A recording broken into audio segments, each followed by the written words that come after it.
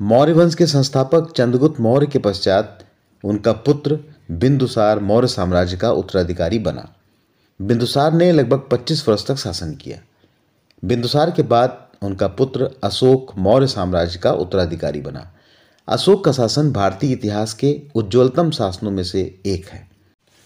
तो आज की इस वीडियो में हम लोग चर्चा करेंगे मौर्य वंश के महान शासक अशोक के बारे में। मैं हूं डॉक्टर नवीन कुमार सिन्हा। आइए वीडियो को शुरू करते हैं। अपने भाइयों में अशोक सबसे अधिक प्रतिभावान था। बाल्यकाल में ही उसने पढ़ने लिखने और अस्त्र शस्त्र चलाने में निपुणता प्राप्त कर ली थी। युवावस्था में अपने पिता के शासनकाल में ही वह मौर्य साम्राज्य के अवंती और तक्षशिला प्रांत का प्रांतपति राज्यपाल रह चुका था और तक्षशिला के विद्रोह को दबाकर अपनी प्रशासकीय और सैनिक योग्यता को दिखा चुका था। इतना योग्य होने के बाद भी अशोक को मौर्य साम्राज्य उत्तराधिकारी के रूप में नहीं मिला था।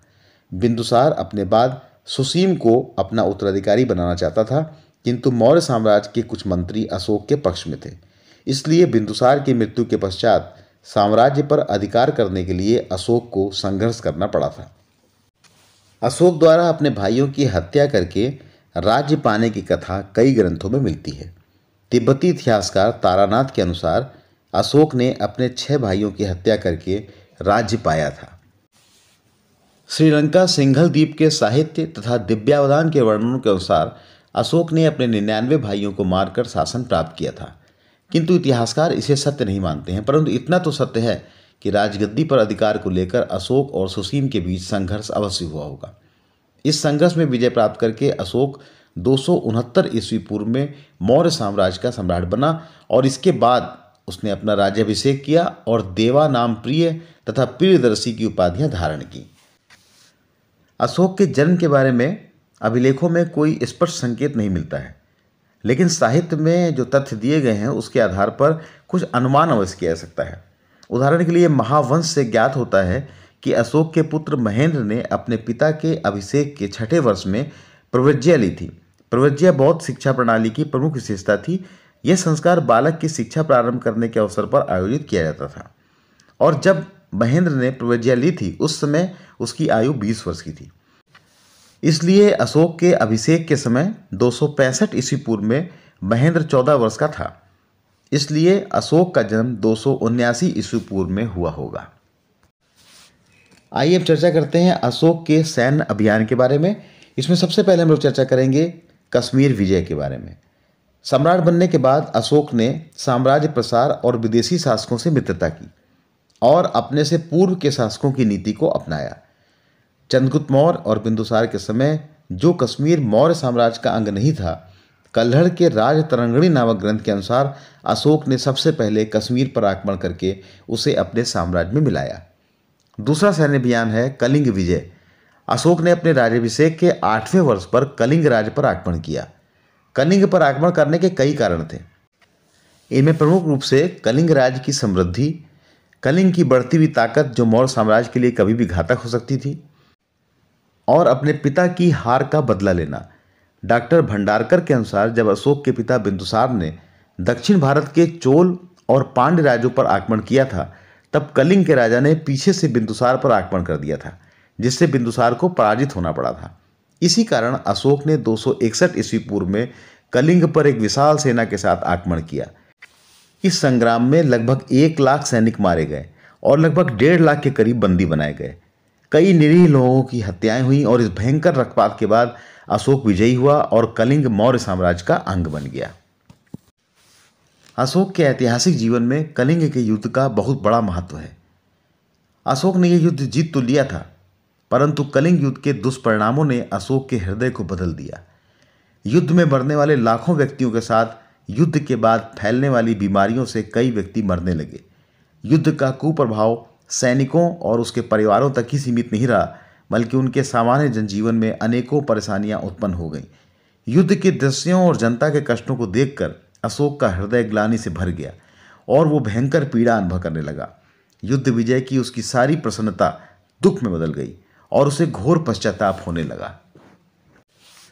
कहा जाता है कि इसी समय एक बौद्ध भिक्षु उपगुप्त के प्रभाव में आकर अशोक ने बौद्ध धर्म ग्रहण किया और अपनी तलवार को सदैव के लिए म्यान में रखकर भविष्य में सैनिक विजयों के स्थान पर धर्म विजय करने का निश्चय किया। ऐसा करके अशोक ने विश्व के सामने एक अद्वितीय उदाहरण प्रस्तुत किया। ये घटना विश्व के इतिहास में एक अनोखी घटना है। इस घटना ने अशोक की महानता का सूत्रपात किया और वो सभी युगों का महान सम्राट बन गया। वास्तव में कलिंग युद्ध के बाद अशोक द्वारा किए गए कार्यों ने मात्र उसके व्यक्तित्व को ही ऊंचा नहीं उठाया, बल्कि प्रत्यक्ष रूप से भारतीय जनजीवन और परोक्ष रूप से संसार के कई राष्ट्रों को प्रभावित कर आगे आने वाले युग के दृष्टिकोण को ही बदल दिया। बौद्ध ग्रंथों और अभिलेखों के आधार पर स्पष्ट होता है कि प्रारंभ में अशोक का किसी धर्म के प्रति झुकाव नहीं था। कल्हड़ की राज तरंगणी से ज्ञात होता है कि कलिंग विजय से पहले अशोक ब्राह्मण धर्म का अनुयायी था और वह शिव का उपासक था। अशोक को हिंसा और पशुवध से कोई घृणा नहीं थी, वह स्वयं मांसाहारी था। कलिंग के युग के बाद अशोक पूरी तरह बदल गया। महात्मा बुद्ध की शिक्षाओं से वह बहुत प्रभावित हुआ और अशोक ने बौद्ध धर्म ग्रहण कर लिया। भब्रू शिलालेख में अशोक ने स्वीकार किया है कि बौद्ध धर्म और संघ में उसका विश्वास है। अशोक ने बुद्ध भगवान के जन्म स्थान तथा ज्ञान प्राप्ति स्थान की तीर्थ यात्राएं की और भगवान बुद्ध के जन्म स्थान पर पूजा आदि भी की। डॉक्टर हेमचंद्र राय चौधरी का विचार है कि इसमें संदेह नहीं है कि अशोक बौद्ध बन गया था। इस संबंध में सेनार्ड, फ्लीट और कर्ण आदि विद्वानों का मत था कि कुछ शिलालेखों को छोड़कर ऐसा कोई प्रमाण नहीं मिलता है जिससे यह स्वीकार किया जा सके कि अशोक बौद्ध धर्म का अनुयायी बन गया था। अशोक के 13वें शिलालेख के विवरण से ज्ञात होता है कि अशोक ने बौद्ध धर्म का अंगीकरण किया था। इस शिलालेख में लिखा हुआ है कि कलिंग विजय के बाद देवा नाम प्रिय अशोक धम्म बौद्ध धर्म के अनुकरण, धम्म के प्रति प्रेम और धम्म उपदेश के लिए उत्साहित हो उठा था। इसके अतिरिक्त दीपवंश, महावंश आदि बौद्ध ग्रंथों, स्तूपों तथा अपने साम्राज्य में पशु बलि पर रोक लगाने और बौद्ध धर्म के प्रचार प्रसार के लिए किए गए कार्यों के आधार पर अधिकांश विद्वानों का मत है कि अशोक ने बौद्ध धर्म को ग्रहण कर लिया था। यह मत अधिक उपयुक्त प्रतीत होता है। अशोक ने बौद्ध धर्म को अपनाया, परंतु अपनी धार्मिक मान्यताओं को दूसरों पर जबरन थोपने का प्रयास कभी नहीं किया। अशोक ने सदैव अन्य धर्मावलंबियों के प्रति उदारता, सहिष्णुता तथा सहयोग की नीति का अनुसरण किया। अशोक ने अपने 12वें शिलालेख में घोषणा की थी कि मनुष्य को केवल अपने धर्म को ही आदर की दृष्टि से नहीं देखकर सभी धर्मों के सिद्धांत सुनने चाहिए, जिससे उसका ज्ञान बढ़े और उन्नति हो। इसीलिए विद्वानों ने अशोक के धर्म को किसी एक धर्म से न जोड़कर मानव धर्म कहा है। अशोक की धार्मिक विचारधारा और नैतिक आदर्शों पर विचार करने पर ज्ञात होता है कि अशोक का धार्मिक दृष्टिकोण बाह्य रूप से मनुष्य के आचरण को पवित्र बनाना और आंतरिक रूप से उसकी आत्मा को शुद्ध करना था। यह दृष्टिकोण किसी जाति अथवा अपने साम्राज्य की प्रजा तक सीमित नहीं था। इस दृष्टिकोण में जटिलता या रूढ़िवादिता नहीं थी। यह दृष्टिकोण पूरी मानव जाति के लिए मानवता के सिद्धांतों को व्यवहार में लाते हुए विश्व की जनता के कल्याण की भावना से संबंधित था। यह दृष्टिकोण सार्वभौमिक, सहिष्णु, समानता की भावना वाला तथा व्यवहारिकता की विशेषताओं से युक्त था।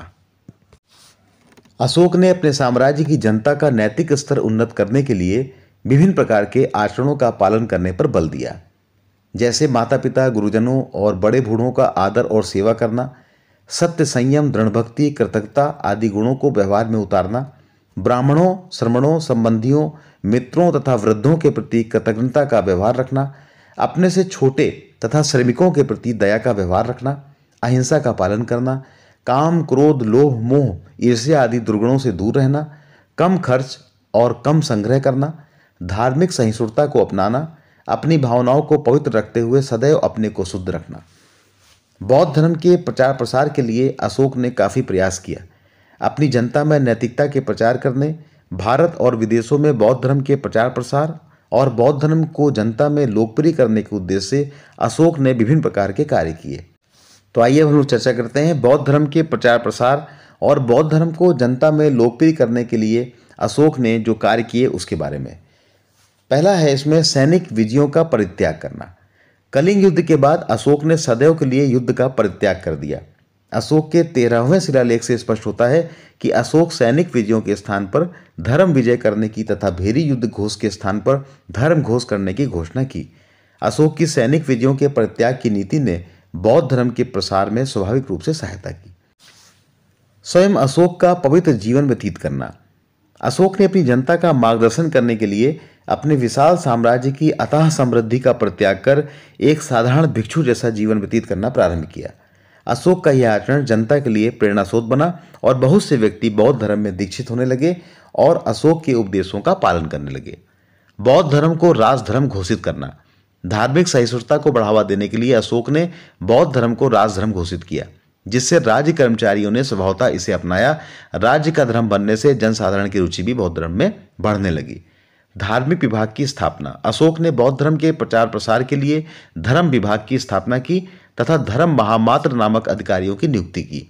धर्म महामात्र लोगों के नैतिक स्तर को उठाने के लिए प्रगतिशील रहते थे और गुप्त रीति से प्रजा के आचरण पर नजर भी रखते थे।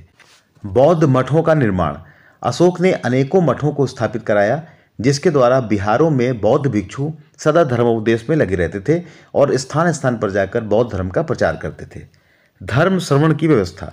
अशोक ने बौद्ध विचारधारा और सिद्धांतों के प्रचारार्थ, शास्त्रार्थ तथा धार्मिक चर्चाओं के लिए धर्म श्रवणों की व्यवस्था कराई, जिसमें व्याख्यान और प्रवचन होते थे। इन्हें सुनकर लोगों की बौद्ध धर्म में रुचि बढ़ी और बौद्ध धर्म का प्रचार हुआ। धार्मिक यात्राएं। अशोक से पहले जो सम्राट थे वो विहार भ्रमण यात्राओं और शिकार पर जाते थे, किंतु अशोक ने विहार यात्राओं के स्थान पर धर्म यात्राएं प्रारंभ की। इन यात्राओं में अशोक ने कई बौद्ध तीर्थ स्थानों की भी यात्राएं की। धार्मिक अभिलेख। अशोक ने धर्म प्रचार के लिए चट्टानों, प्रस्तर, स्तंभों और गुफाओं के बाहर बौद्ध धर्म के सिद्धांतों और उपदेशों को खुदवाया, जिससे कि जनसाधारण को धार्मिक सिद्धांतों का बोध आसानी से हो सके। पाली भाषा का प्रयोग। अशोक के समय जनसाधारण की भाषा पाली थी। अशोक ने अभिलेखों और बौद्ध ग्रंथों की रचना पाली भाषा में करवाई। इससे जनसाधारण को बौद्ध धर्म के सिद्धांतों को समझने व उसका पालन करने में सहयोग मिला। पशु वध का निषेध। अशोक ने आखेट और राजकीय रसोई घर में पशु पक्षियों के वध पर रोक लगाकर जनता के सम्मुख अहिंसा का आदर्श प्रस्तुत किया। अशोक ने संपूर्ण साम्राज्य में पशु बलि पर रोक लगा दी थी। बौद्ध सभाओं का आयोजन। बौद्ध धर्म में उत्पन्न मतभेदों को दूर करने और इस धर्म को संगठित रूप प्रदान करने के लिए अशोक ने पाटलिपुत्र में तृतीय बौद्ध धर्म संगीत का आयोजन किया। इस संगीत में बौद्ध धर्म ग्रंथों में संशोधन, मतभेदों के निवारण और बौद्ध संघों में उत्पन्न होने वाले दोषों का निवारण किया गया। इससे बौद्ध धर्म में आने वाली शिथिलता समाप्त हुई और बौद्ध धर्म नए जोश से कार्य करने लगा। विदेशों में धर्म प्रचार। अशोक ने भारत के उन भागों में जो उसके साम्राज्य में नहीं थे तथा विदेशों में बौद्ध धर्म के प्रचार प्रसार के लिए धर्म प्रचारक भेजे। अशोक के दूसरे, 5वें और 13वें शिलालेख के विवरण से ज्ञात होता है कि उसने दक्षिणी भारत में चोल, पांड्य तथा केरल राज्य में धर्म प्रचार के लिए भिक्षु भिक्षुणियों को भेजा। अशोक ने अपने पुत्र महेंद्र और पुत्री संघमित्रा को बौद्ध धर्म के प्रचार के लिए श्रीलंका भेजा था। अशोक ने सीरिया, मिस्र, एशिया माइनर तथा यूनान में अपने धर्म प्रचारक भेजे, जिन्होंने बौद्ध धर्म के सिद्धांतों और अशोक के उपदेशों को वहां पर फैलाया। संभवतः अनेकों ऐसे देश जैसे बर्मा व चीन आदि भी थे जहां अशोक के प्रचारक नहीं गए, परंतु वहां भी अशोक के धर्म संदेशों का प्रचार हुआ। अशोक के इन प्रयत्नों से बौद्ध धर्म विदेशों में फैला और इसका विदेशों में भी प्रचार हुआ। अशोक ने अपने युग में इसे एक अंतर्राष्ट्रीय धर्म का स्वरूप प्रदान किया। अशोक का साम्राज्य बहुत विस्तृत था। भारत के सुदूर दक्षिण के चोल, पांड्य तथा केरल आदि को छोड़कर लगभग पूरा भारत, अफगानिस्तान तथा बलूचिस्तान का प्रदेश अशोक के साम्राज्य में सम्मिलित था। प्राचीन भारत के राजाओं की तुलना में अशोक का साम्राज्य बहुत अधिक विस्तृत था। धर्म और नैतिकता के साथ साथ अशोक ने अपने साम्राज्य की प्रशासनिक व्यवस्था पर भी बहुत ध्यान दिया। अशोक द्वारा किया गया शासन प्रबंध इस प्रकार से है। अशोक का राजत्व सिद्धांत। कलिंग युद्ध से पूर्व अशोक की प्रशासनिक व्यवस्था चंद्रगुप्त मौर्य की शासन व्यवस्था के अनुरूप ही थी, लेकिन कलिंग युद्ध के बाद आध्यात्मिक भावना और मानवता के दृष्टिकोण की प्रधानता के कारण अशोक के राजनीतिक आदर्शों में परिवर्तन आ गया। कलिंग युद्ध के बाद अशोक ने अपने प्रशासन का आधार प्रेम और विश्वास को माना। अशोक का मानना था कि उसके साम्राज्य की पूरी प्रजा उसकी संतान के समान है, अतः वो चाहता था कि उसकी संतान की भांति उसकी प्रजा भी हर प्रकार से सुखी रहे। कलिंग शिलालेख में उसने स्पष्ट किया कि जिस प्रकार मैं अपनी संतान का इस लोक और परलोक में सभी प्रकार से हित और सुख चाहता हूँ, उसी प्रकार से मैं अपने साम्राज्य की संपूर्ण जनता के जीवन की मंगल कामना करता हूँ। अशोक का मानना था कि सर्वलोक हित से बढ़कर सम्राट का दूसरा कर्तव्य नहीं है, और वास्तव में अशोक ने अपने पूर्ववर्ती सम्राटों से प्राप्त सुगठित और सुव्यवस्थित शासन व्यवस्था में जनसाधारण के कल्याण की भावना का समावेश कर लोक कल्याण, पवित्रता और नैतिकता को अपने प्रशासन का आधार बनाया। अशोक के प्रशासन का स्वरूप राजतंत्रात्मक था तथा शासन व्यवस्था उसके पूर्ववर्ती सम्राटों की व्यवस्था के अनुरूप थी, लेकिन अशोक निरंकुश और स्वेच्छाचारी न होकर जनहितैषी शासक था। सिद्धांत के रूप में सम्राट सार्वभौमिक शक्ति संपन्न और शासन के सभी पक्षों का सर्वोच्च अधिकारी था, लेकिन कार्य में अशोक जनहित को प्रमुखता देता था। चंद्रगुप्त मौर्य के समान अशोक ने भी अपने शासन के कार्यों में सहयोग देने के लिए मंत्रिपरिषद को बना के रखा था। अशोक ने अपने मंत्रिपरिषद के सदस्यों को गुप्त और गूढ़ बातों पर सम्राट से मंत्रणा करने और अपना मत प्रस्तुत करने की स्वतंत्रता दे रखी थी। अशोक के छठे शिलालेख के अनुसार मंत्री महत्वपूर्ण विषयों पर सम्राट से वाद विवाद कर सकते थे। अशोक की मंत्रिपरिषद में दृढ़ चरित्र, उच्च नैतिकता और धार्मिक आदर्शों का पालन करने वाले व्यक्ति ही मंत्री बन सकते थे। प्रशासनिक सुविधा की दृष्टि से अशोक का साम्राज्य मुख्य रूप से 4 प्रांतों में विभक्त था। उत्तरापथ, इसकी राजधानी तक्षशिला थी। अवंतीपथ, जिसकी राजधानी उज्जैनी थी। दक्षिणापथ, जिसकी राजधानी स्वर्णगिरी थी। और कलिंग, जिसकी राजधानी तोसली थी। साम्राज्य के इन प्रांतों में प्रांतपति के रूप में राजकुमारों को नियुक्त किया जाता था। प्रांतपति से स्वामी भक्ति की पूर्ण आशा की जाती थी। प्रांतपतियों को निरंकुश होने से बचाने के लिए कहीं कहीं मंत्री और महामंत्री भी नियुक्त किए जाते थे।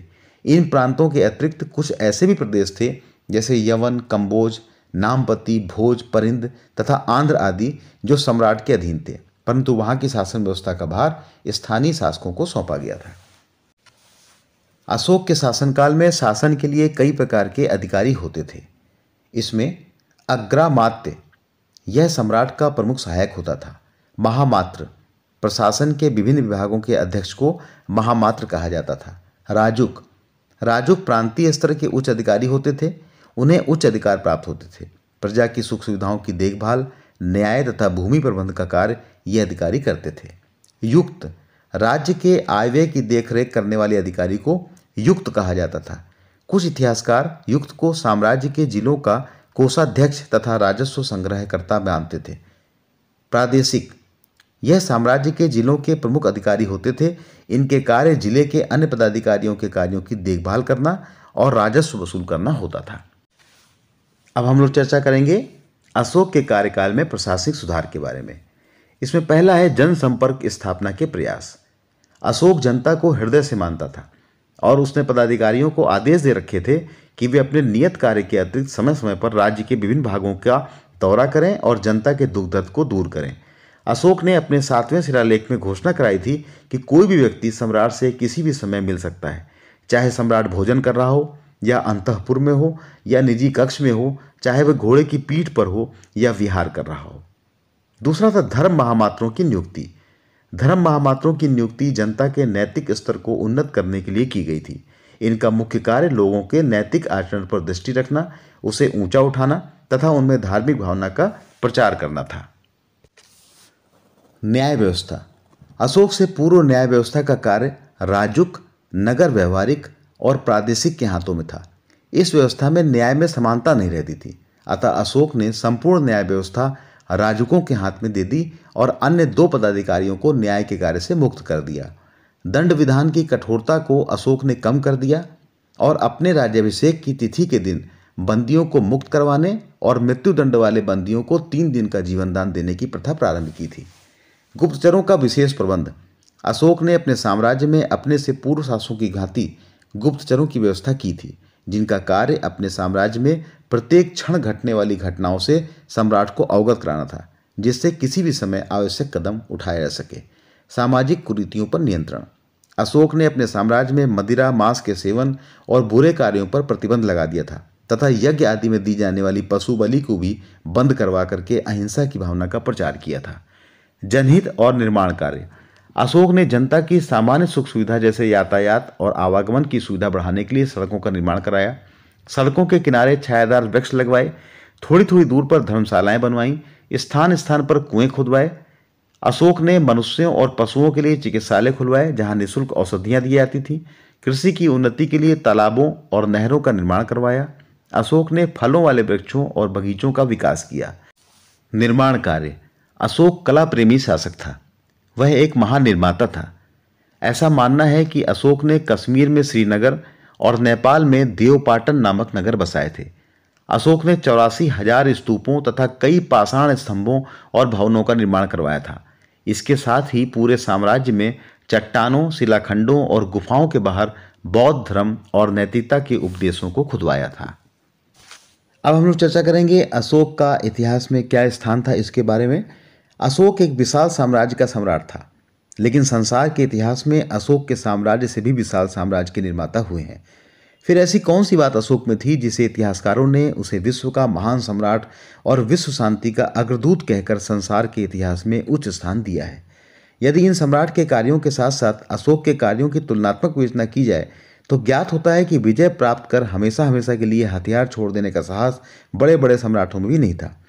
एक धर्म के प्रति आसक्त होकर और व्यक्तिगत जीवन में उसे पूरा उतार कर भी अन्य धर्मावलंबियों को अपने साम्राज्य में समुचित संरक्षण प्रदान करने की धर्म सहिष्णुता अशोक में ही थी। प्रसिद्ध इतिहासकार H.G. वेल्स का यह कथन सही है कि अशोक का नाम इतिहास के पृष्ठों में लिखे हुए हजारों सम्राटों तथा चक्रवर्ती राजाओं में अकेले तारे के समान चमकता है। अशोक एक धर्मपरायण, परोपकारी और लोक सेवी शासक था, जिसने तन, मन और धन से संपूर्ण मानवता के कल्याण में अपने आप को लगाया।